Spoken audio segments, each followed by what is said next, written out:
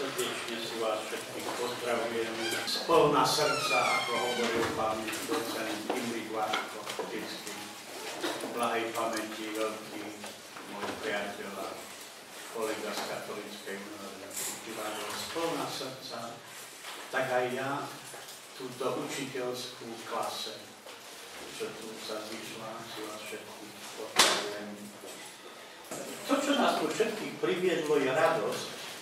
Radosť nás priviedla, si myslím, z ukončenia tých vecí, ktoré ničia našich žiakov a povedzme si pravdu, že aj nás. Ale tešíme sa z roboty, o ktorej viete. Nebudem tu spomínať, čo sa završilo, ale určite sa završila jedna úžasná robota jedného dobrého kolektívu, ako to otec arcibiskup v liste spomenul. Z KPKC, čo už je legendárna značka na Slovensku, z Spišskej Novej Vsi. Vieme zároveň, že táto robota nemohla nevniesť do radov všetkých, ktorí na tom záleží, aj diskusiu, dialog, ktorý ako vždy prebiehal od totálneho nadšenia k totálnemu, by som povedal, zavrhovaniu veci a projektu. Čo niektoré typy, ako som ja, vydráždilo ešte viac krotote. Ja by som sa dnes a v tejto chvíli chcel zamerať na niekoľko vecí, pre ktoré som osobne zostal pri projekte, aj keď mnohí moji kolegovia odišli. Teraz neviem, či na diaľnicu alebo na bočné cesty. Ale odišli, čo som tiež zaregistroval. A chcem povedať, prečo som ako recenzent, ako podporoval túto robotu od začiatku, ako dielo Ducha Svätého, keď sa mám vyjadriť vážnejšie.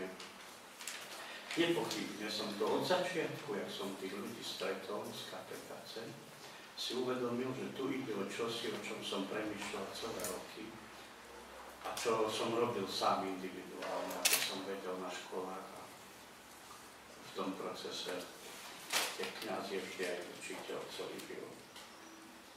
Prvá vec, prečo som podporil projekt, je to, že v dnešnom svete prebieha silná forma odsúdenia človeka samozrejme. A tá globalizácia má aj veľmi niektoré zvláštne, možno aj nie celkom dobré faktory v sebe. Je v našej spoločnosti aj v našej škole tendencia, ktorá ľudskú skutočnosť poníma len ako logický priestor, ktorý je možné popísať vyčerpávajúcim spôsobom. S pomocou pevne navrhnutých povrchných schém, ktoré sa z teoretického hľadiska opierajú účelovo prispôsobený tzv. Scientizmus, alebo len o tzv. Citujem ministra, vedomostnú spoločnosť, čo nie je nič iné ako základ pre spoločnosť založenú na konzume, výkone a efektivite. Podľa týchto názorov je metodológia prírodných vied napríklad jediná, opakujem, jediná, ktorá je jedinou správnou metodológiou umožňujúcou adekvátne porozumenie skutočnosti. Je zrejme, že na našich školách ešte stále pretrváva názor prevzatý z čias neslávnej éry marxizmu a jej metodológie, že nepretržitý vývoj vedy nám dáva dôvod veriť, že veda samotná je všemocná. Na druhej strane, a viete, že v poslednej dobe spoločnosť na čele s ministrom školstva absolútne tento názor podporuje. Na druhej strane všetci temer súčasne pozorujeme intenzívne a mnohostranné snahy o zduchovnenie ľudského, individuálneho aj spoločenského života. A aj to z toho dôvodu, že aplikácie trendov vyplývajúcich z ideí všemocnej vedy vedú k strate hĺbky a duchovnej dimenzie ľudského života. To je prvá poznámka. Veľmi všeobecná, ale učiteľ, keď dnes učí, tak musí, podľa mňa, a keď vidíte to tendencie, tak musí mať trošku zmapované a vedieť, o čo ide a čo chce. Druhá poznámka naväzuje. Johann Huizinga vo svojej knihe Homo Ludens o pôvode kultúry v hre niekde píše, že epochy hľadajúce zmysel veci sú striedané epochami, ktoré sa uspokojujú so slovami a formulkami. Teda epochami, ktoré sa uspokojujú s deskripciou, výpočtami, kategorizáciou povrchových vrstiev, ako som spomínal, obalom viac než obsahom a tak ďalej, abstraktným, výlučne teoretickým poznávaním. Tieto slova zaiste platia aj pre náboženské vyučovanie a jeho spôsob, v ktorom sa dnes znova požaduje, aby sa stalo nielen dogmatickým, morálnym alebo exegetickým vyučovaním, ale aby sa stalo skutočnou udalosťou. Slovo do náboženského spektra vniesol Čarovský, slovo udalosť. Žid, ktorý konvertoval vo Francúzsku pred prvou svetovou vojnou, človek, ktorý písal geniálne francúzsky. Básnik, neuveriteľné. A on hovoril, že kresťanstvo to je udalosť, to nie je hocičo. Kristus, ktorý vstúpil do sveta, to je udalosť. To je ako keď dieťa vojde do rodiny a zmení všetko v tú chvíľu, keď sa narodí. Pre nás je banalita kresťanstvo, pre mňa. On hovoril, zachraňujeme to tými slávnostnými omšami a tak ďalej, ale to nie je len o tom taký. Zničia na slávnostné omše. A Francúzska je zničili. Druhú dceru cirkvi, tajná dneska. Ešte v 19. storočí to bol výkon Francúzska. Čiže aj nám sa toto môže stať. Keď nebudeme teda premýšľať nad náboženstvom ako udalosťou, čiže návratom ducha k premýšľaniu o zmysle života a dejí. Pretlmočení duchovného videnia sveta. Samozrejme, cez osobu Ježiša Krista a cez slovo Božie. To nemusím teda na ne slúžiť.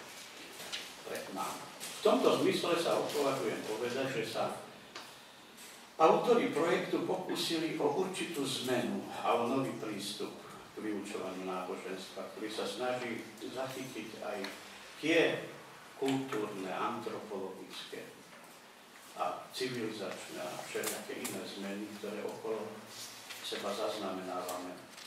Nazval by som to hermeneutickým náboženstvom, hermeneutickým myslením a hermeneutickou metódou. Nakoniec Janka Urajtová to má v princípoch, ktoré regulujú tento projekt. Myslím, dvojka je náboženská hermeneutika, no ako akýsi oživujúci princíp. Keď v roku 1993 vyšiel vo Vatikáne dokument Interpretácia Biblie v cirkvi, bol veľkým prekvapením. Mám ho tu, lebo som sa podielal na recenzii celého dokumentu. Keď som vedľa seba počúval kardinála Ratzingera v Ríme, vedľa seba sedel vedľa mňa, lebo si to tak prijal arcibiskup Rušovský, že posaď sa vedľa kardinála a podiskutuj s ním. A mal prednášku pre nás o tom, že sa nemáme báť ísť v exegéze Biblie novým smerom. Celá prednáška bola postavená tak slobodne a tak odvážne, jak do nás pustil, že chodite nevyšliapanými cestami. Ja som vtedy nevedel, že on už má v hlave ten dokument, ako šéf Pápežskej biblickej komisie ho preddával na stôl Jánovi Pavlovi II. A to je, prosím pekne, po Dei Verbum, ktorý bol pripomienkou slávnych exegetických čias katolíckej cirkvi, počnúť založením biblických okol, Biblik v Jeruzaleme 1892 a všetkými tými zmetkami na konci 19. a 20. storočia, ktoré sa vyložene točili okolo exegézy najmä. Toto bolo kopernikovský prevrat, pretože toto bolo o hermeneutike. Posun od exegézy Dei Verbum, dokumentu koncilu Vatikánskeho v 63. Zrazu v 93. vyšlo to, že Biblia nemôže ostať na úrovni exegézy, ale sa musí posunúť ku hermeneutike, ktorá, vy všetci viete, neexistuje, viete, čo to znamená slovo, ktoré je pokusom preložiť zmysel tých textov biblických pre dnešok. Ako viete, čo je šok to dokument. Všetky veľké náboženstva knihy, ako je kresťanstvo, islám a hinduizmus, buddhizmus, majú problém s jednou vecou závažný. A je to aj problém nerozumenia si. A to je to, že jedine kresťanstvo, sa mi tak zdá osobne, a nielen mne, chápe historický zmysel zjavenia. Že bolo síce povedané v určitej historickej epoche presnej, ale jeho dosah sa rozširuje na všetky časy a na všetky módy života. Islám nemá túto exegézu a hermeneutiku, už vôbec teda nemá. On má nejakú tú exegézu, má. To znamená, je ahistorickým výkladom Koránu. Tam nie je tá akomodácia, prispôsobenie textu novým podmienkam.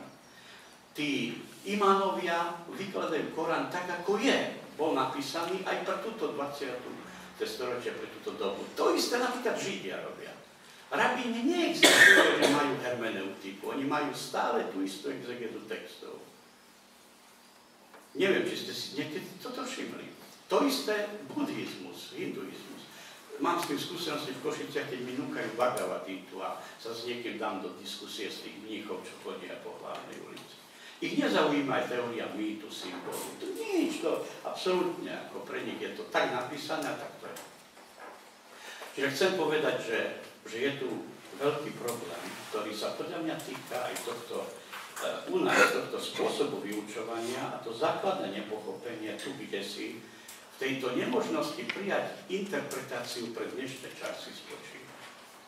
Keď rozumiem tej diskusii, tak je to, skoro by som povedal, diskusia medzi ľuďmi, ktorí akceptujú tento dokument aj pre oblasť náboženského vyučovania, ktorý rozširuje ich pohľady, a medzi fundamentalistami, ktorí ostávajú pri tej exegéze a navyše z časti ako keby mali pravdu, lebo ešte aj ten dokument vraví, že pre nás je exegéza tou basis, tým základom samozrejme toho vyučovania. Keď to zoberieme v rámci práce učiteľa, tak to je to úmorné večerné sedenie nad hodinou, nad jej priebehom, vypočítať sa, aby človek zvládol 45 minút, odučil, čo treba.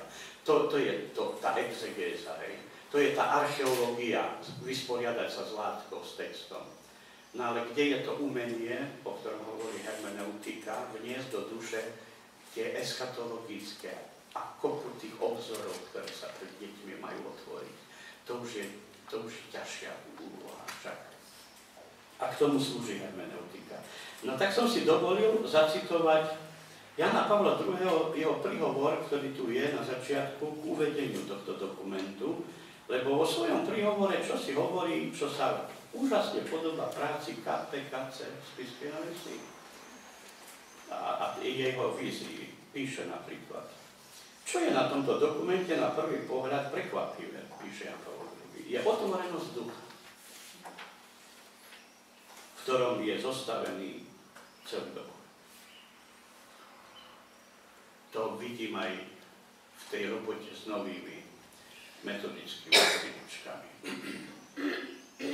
Otvorenosť ducha pre čosi, čo je nepochybne v tých laviciach, a to sú tie detská s tým novým pohľadom na veci, v novom svete, ktorý oni vidia možno inak ako my trochu, a je to tak správne, je to nová generácia.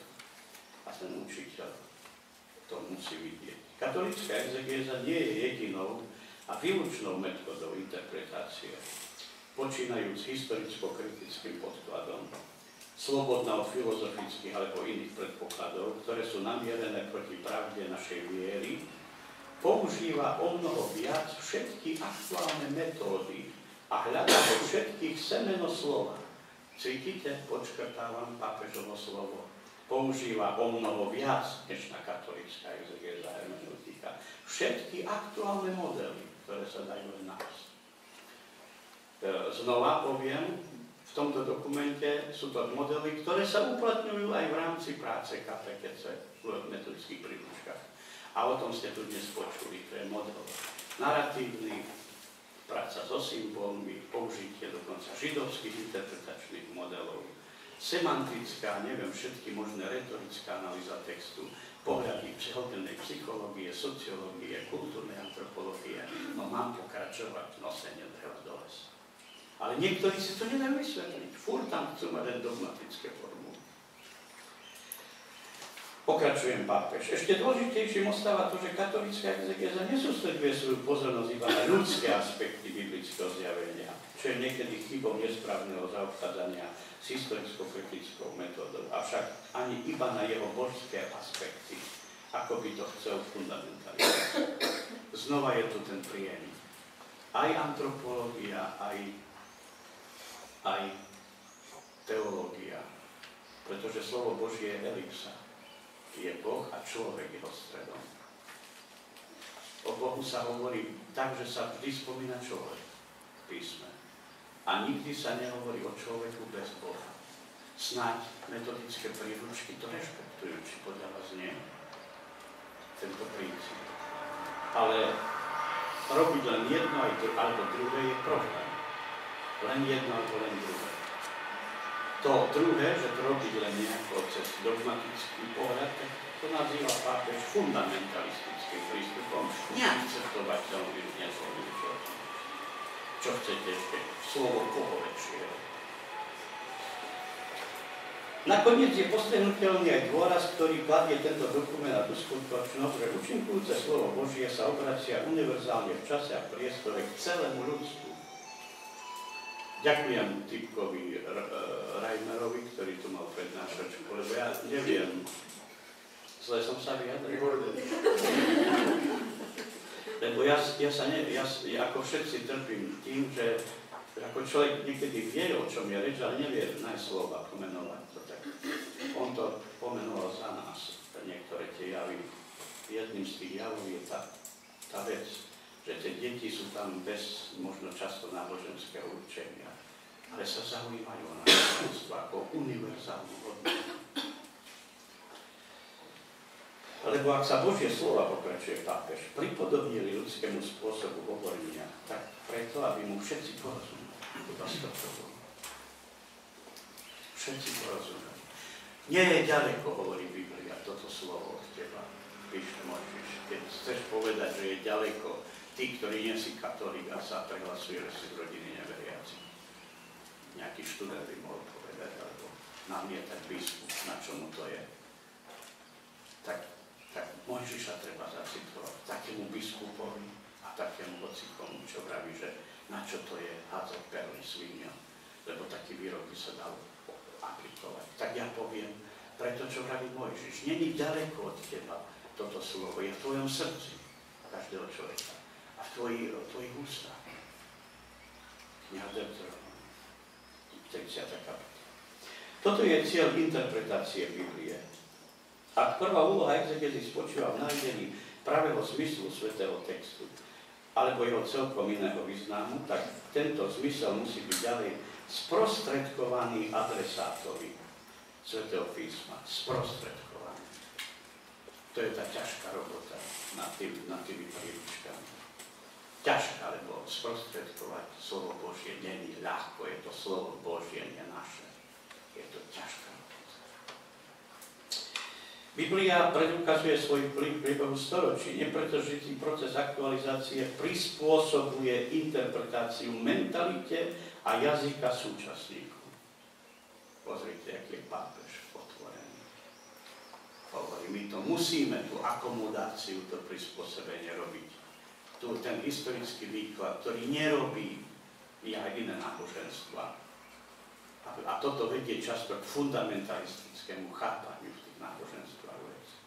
Presne toto, nič iné. Konkrétny a bezprostredný charakter biblickej reči uľahčuje toto prispôsobenie vo veľkej miere. Sa vás pýtam, čím biblický charakter umožňuje toto prispôsobenie? Ešte predtým, než nám pápež odpovie. Tak ja sám som videl, koľko úžasných motivov pre poznanie toho, čím je viera, tam je.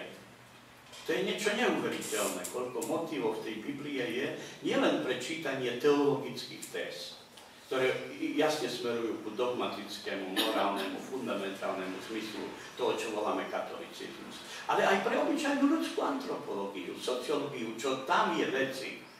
Písal som minule o knihe Ruth, takú knižočku, exegézu. To je sociológia z Božieho slova neuveriteľná. Jak tá kniha ide potom, ako zabezpečiť jednému ľudskému spoločenstvu, drobnému jednej rodine, prežitie na tejto zemi. Ako sa tam zbiehajú tie sociálne doktríny Pentateuchu neuveriteľným spôsobom, aby Boh pomohol prežiť jednej rodine. Čiže pápež píše, konkrétny a bezprostredný charakter biblickej reči uľahčuje toto prispôsobenie slova Božieho interpretácii dnešnej mentality vo veľmi veľkej miere. Avšak jej zakorenenie v prastarej kultúre vyvoláva nejednu ťažkosť. Preto je nevyhnutné preložiť biblické myslenie do súčasnej reči. No a to teda je robota. Preložiť do súčasnej reči. Viete, že toto je jeden z najťažších vecí, nájsť učiteľa, ktorý dokáže do súčasnej reči to preložiť. To znamená hľadať nový jazyk. Možno ani tak veľa nehovoriť o Bohu a o veľkých svätých pojmoch, lebo potom je to dehonestujúce. Sa stráca ich význam, keď to príčasto a bez veľkého tohto používate ducha. A s tým súvisí aj to, že povedať to ponovom. Bonhoeffer vravel o nenáboženskej reči o Bohu. Vravel, ideme v ústretí nenáboženskej epoche, ale ľudia nechcú byť bez Boha, ani nebudú. Ale ten jazyk im môžeme ukázať aj v tejto nenáboženskej dobe, ktorý Bohu vedie. A myslím si, že tá jeho intuícia bola silná. A tretia vec, posledná, ktorú ako si chcem zvýrazniť, je to, o čom mala byť prednáška, ale nakoniec som sa rozhodol tak ľahko, lebo čo, budeme sa tu dusiť s ťažkými vecami. Hermeneutika je tak ťažká vec, tak ako máte biblicko, teologickú, filozofickú, literárnu hermeneutiku. Neskutočné teórie, ktoré napomáhajú pochopeniu textu, nebudem to tu spomínať, všetko v tej metodike sa mi zdá, že sa mnohé veci objavujú. Ako kontaktovať sa so symbolmi, s textom, s jeho enigmami, tajomstvami a tak ďalej. S ľudskou kultúrou a so všetkým, čo prináša, to zladiť so slovom Božím. To tam všetko je, len to chce mysliaceho učiteľa. Ale posledná poznámka je znova taká hermeneutická.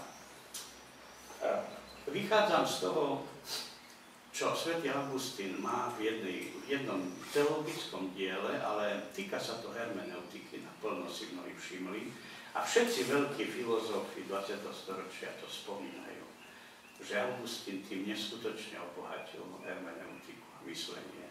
A to je ten rozdiel, ktorý Augustín u stoikov starovekých vycítil medzi slovom vysloveným, vonkajším a slovom vnútorným.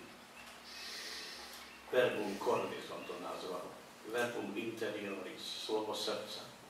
On totiž vravel, že ak má Ježiš, nemá byť podriadený otcovi, subordinovaný nejako, ale má byť rovný otcovi, tak to sa dá pochopiť len tak, že slovo logos, ktoré on, Boh, vyslovuje, je identický s ním a s Duchom Svätým. Takže Boh je jeden, ale rovný v troch osobách. A aby neboli božské osoby podriadené v Trojici. Sú rozlíšené, ale nie sú podriadené. A on hovorí, že preto Ježiš vraví, ja Otec sme jedno a neustále zdôrazňuje tieto veci v písme. Ale toto, čo sa u Svätej Trojice píše Augustín, zdá byť jasné, že Otec rovná sa Syn, rovná sa Duch Svätý a slovo sa tam prekrýva, ktoré Boh vyslovuje, aj v telesnom obale Ježiša Krista je Boh identický. Tak toto sa v ľudskej reči nestáva, Augustín sa nad tým zamýšľa. Je problém medzi tým, čo my hovoríme a tým, čo vyslovíme. Nekryje sa to. Nikdy nevie ľudská reč povedať všetko. To je čosi, čo si treba pri vyučovaní, nie? Najmä pri komunikácii, kázaní, hlboko uvedomovať. Je tu tento problém s ľudskou rečou. Čo môže napomôcť tomuto problému, ktorý tu je? Od malička som riešil túto otázku. Prečo mi nestačilo veriť? Upálite ma. Niektorí by ma možno upálili za taký výrok, že mne nestačilo veriť. Ja som si dal otázku, prečo mne nestačilo iba veriť? Viete, z čoho vychádzam? Konvertíti neznášajú to naše slovenské kresťanstvo. Ja mám konvertítov okolo seba, ktorí hovoria, daj mi pokoj s tými omšami plnými ľudí, s tým spevom, kde falošne sa spieva. Daj mi pokoj, ja hudbu prednášam na univerzite. Daj mi pokoj s tými dýchovkami a rádiom Regina hráme jubilé, Anton, daj si kavičku, sadni si na lavičku, pusti Helenka pesničku. Daj nám pokoj. Ja to uznávam, chodím na festival do Čerkovej, mám rád ľudovky, na úrovni, keď sa to urobí, ale viete, niekedy je to také primitívne. Samozrejme, že za to nemôžeme, ľudia sú všelijakých kategórií a ako každý má tú svoju kultúru, chápe, jak vy, ale o obecnom probléme. Tí konvertiti mi hovoria, my už chceme len veriť, už nechceme všetky tie veci kolo. A ja im vždy vravím, asi ak to myslím, že mňa presne ináč vychovali. Ja som dostal vieru najprv v rodine. Potom prišla škola a úžasne ma prekvapilo, čo som mohol čítať, čo som mohol vidieť, chodiť do kina. Veľké veci kultúry ľudstva do mňa šli, drámy, romány. A zrazu som si uvedomil, že to je skoro identické s tým pocitom viery. To, čo Typko rozprával, Reimar nám to pred chvíľou, že veriť a poznávať. A som si vravel, Bože, kto vie rieši vo mne, že keď poviem, že viera mne nestačila, mňa upalia tí fundamentalisti náboženskí. A presne toto by som povedal, že vo mne bolo. A potom som toho Augustína čítal, veľkého, ktorý sa s tým trápil, lebo on nedostal tú vieru, ale vedel o tých veľkých kultúrnych veciach ľudstva. Sám píše, že keď čítal Cicera, takže ho to úplne presvedčilo, že chcel hľadať múdrosti. A to bol decko, vtedy som bol. Ale keď som to Cicera, tu jeho úvahu Hortenziovi prečítal, tak som si uvedomil, že ja chcem byť múdry, chcem poznávať. A do toho prišla viera a mám ten istý problém. A viete, ako ho vyriešil? Cítil, že potom písal aj o tom rozdiele medzi slovom a myslovom. To je ten istý problém na inej úrovni. A medzi tým, čo cítite v srdci a neviete to povedať. Lebo slovo Božie sa nikdy nevie povedať dostatočne. To vieme všetci, ako učiteľa, ako kňazi a ako veriaci. A on povedal credo, ut intelligam.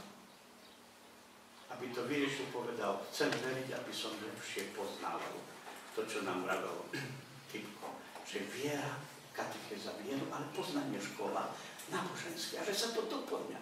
Povedal o prieniku, aj o rozdieli, cítili ste to. Ja mu chcem teraz povedať správne. Lebo ja som to tiež tak videl, že a Augustín to potvrdzuje, hovorí, chcem veriť, aby som rozumel.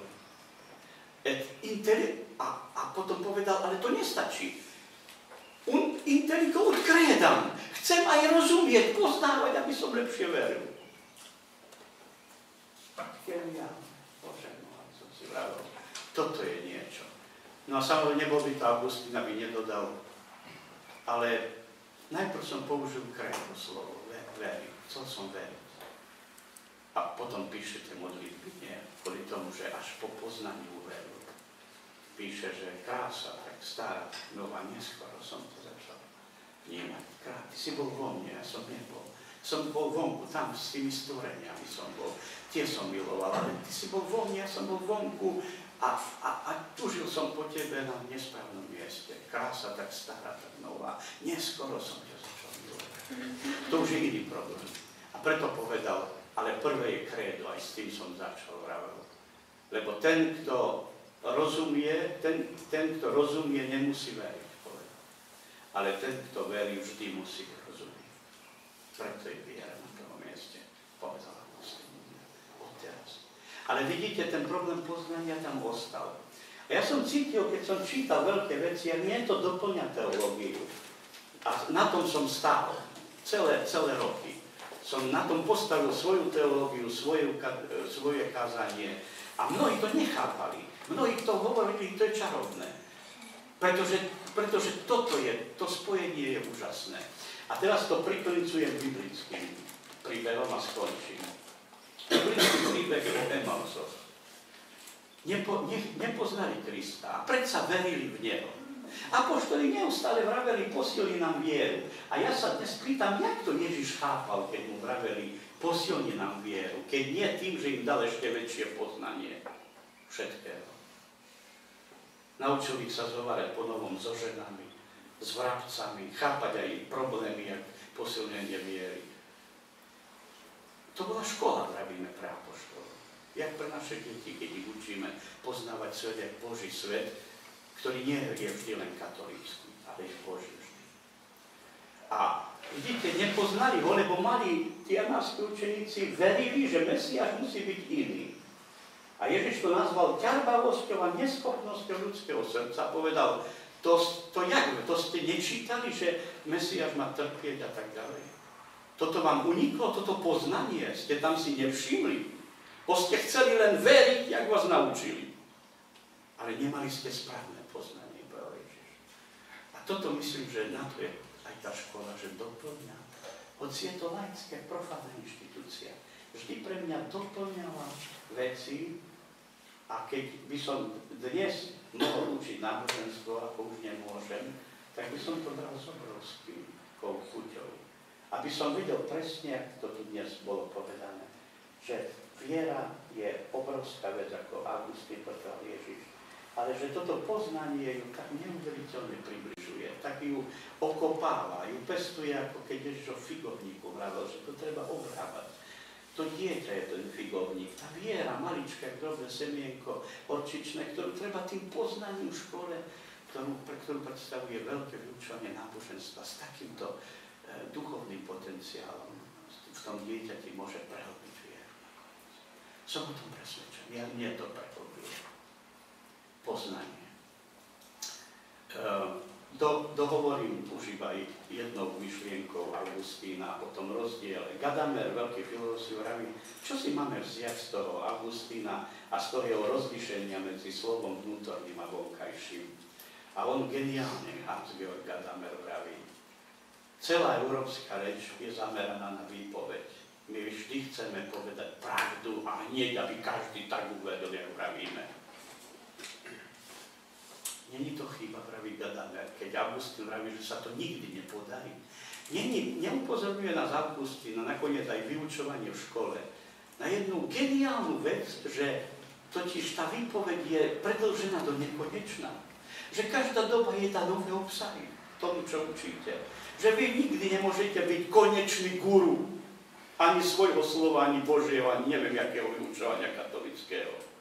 Lebo príde nová doba, nové obsahy. A noví to po novom zase povedia po vás. Táto nekonečnosť reči, táto nevypovedateľnosť je otvorenosť do budúcna. Niečo, čo v duši toho študenta, keď taký učiteľ ho učí, otvára, neuzatvára ho. Reč zameraná aj na otázky, nielen na čisté odpovede. Si myslím, že aj toto je o tých príručkách a o tej robote 7-ročnej, za ktorú dnes ďakujeme Bohu a dobrým ľuďom všetci a poprajme tým príručkám aj celému tomu smerovaniu, ako to otec arcibiskup sám povedal, nepochybne správne, šťastnú cestu ďalej. Tam, kde to bude dôležité,